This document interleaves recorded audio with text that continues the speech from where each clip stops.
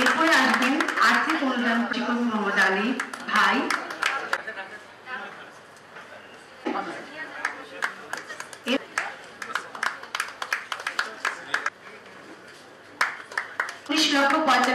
টাকা আপনাদের সকলকে এটি ঢাকার আপনার বাড়িধারা এলাকার কাছে আমাদের 8.5 বিঘা জমি আছে প্রবাসী কল্যাণ বোর্ডে। তো আমাদের ইচ্ছা আছে ওখানে একটা হসপিটাল করব এবং ওই হসপিটালটা হবে প্রবাসীদের হসপিটাল। আমরা ধরেন 40-50% শেয়ার শুধু প্রবাসী যারা রেমিটেন্স যোদ্ধা আছে ওনারা শেয়ার মার্কেটে ওই শেয়ারটা কিনতে পারবে, অন্য কেউ এটা কিনতে পারবে না।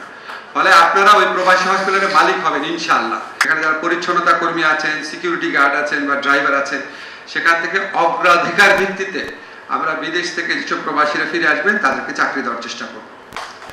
এবং আমাদের ইচ্ছা আছে ওই হসপিটালটা আমরা বাংলাদেশের one of the best hospital বানানোর চেষ্টা করব। এটা একটা জেনারেল হসপিটাল হবে, ডায়াগনোসিস সেন্টার হবে, সেখানে প্রবাসীদের জন্য অবশ্যই স্পেশাল ডিসকাউন্টও থাকবে। এবং এটা যা সবচেয়ে বড় কনসেপ্টটা হচ্ছে এই হসপিটালের আংশিক হলেও মালিকানা থাকবে প্রবাসীদের কাছে।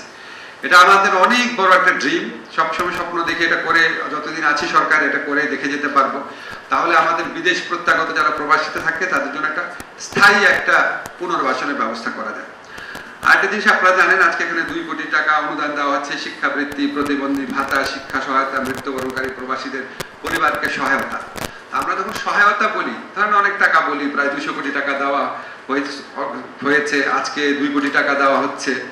তো আমরা যখন এরকম বলি আপনাদের কাছে মনে হতে পারে যে আমরা হয়তো আপনাদেরকে টাকা দিচ্ছি, এটা কিন্তু আসলে সত্যি না।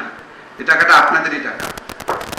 আপনাদের টাকা যাওয়ার সময় যেটা কেটে রাখা হয় সেটা আমরা ইনভেস্ট করে ভালোভাবে ম্যানেজ করে একটা ফান্ড করে আপনাদেরকে ফেরত দিই। কাজে আপনারা মনে করবেন আপনাদের টাকা আপনারা ফেরত পাচ্ছেন।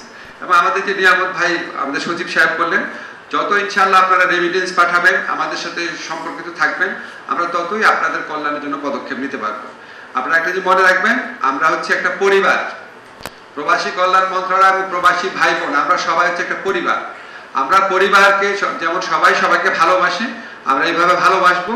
এবং ইনশাআল্লাহ বাংলাদেশে সারা জীবন প্রবাসীদেরকে আপনার অবহেলা করা হয়েছে, তাদেরকে আমরা প্রাপ্য মর্যাদা দিতে পারি নাই। আমাদের সবার প্রচেষ্টা হচ্ছে আপনাদের প্রতি মিনিমাম কৃতজ্ঞতা জ্ঞাপন করার জন্য যেসব পদক্ষেপ নেওয়া প্রয়োজন সেগুলো যেন আমরা নিতে পারি।